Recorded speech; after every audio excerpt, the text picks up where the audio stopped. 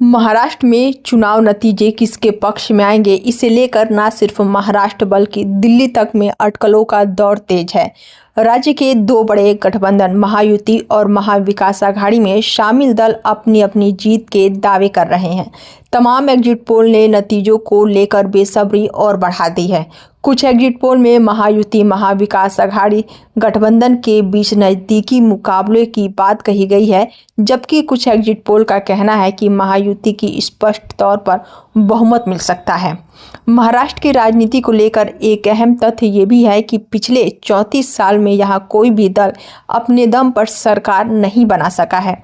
यानी कि 288 सदस्यों वाली महाराष्ट्र की विधानसभा में किसी भी राजनीतिक दल ने पिछले 34 सालों में 145 सीटें नहीं जीती है।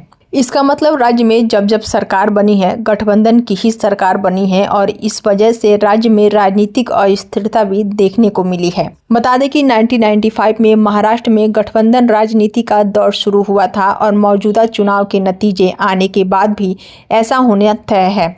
माना जा रहा है कि कुछ छोटे दल चुनावी नतीजों में महत्वपूर्ण भूमिका निभा सकते हैं। चुनाव नतीजों को लेकर महायुति और एमवीए में शामिल दल अपनी अपनी रणनीति बना रहे हैं। इसके लिए इन गठबंधनों के नेता छोटी बड़ी पार्टियां और अपने दम पर चुनाव जीतने वाले निर्दलीय उम्मीदवारों के संपर्क में भी हैं।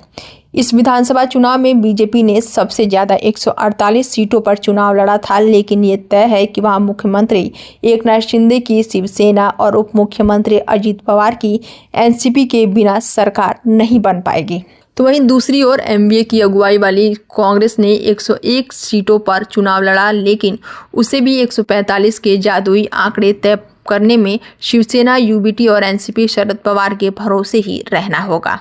महाराष्ट्र के क्षेत्रीय दल वांछित बहुजन आघाड़ी के अध्यक्ष प्रकाश आंबेडकर ने कहा कि उनका दल सरकार बनाने वाली पार्टी या गठबंधन के साथ रहेगा। उन्होंने साफ कह दिया है कि सत्ता के साथ रहेंगे, लेकिन बीबीए ने इस चुनाव में किसी के साथ गठबंधन नहीं किया और अकेले ही चुनाव लड़ा। बता दें कि शरद पवार ने कांग्रेस से बगावत की और जनता पार्टी और PGA and workers party of India की मदद से सरकार बनाई।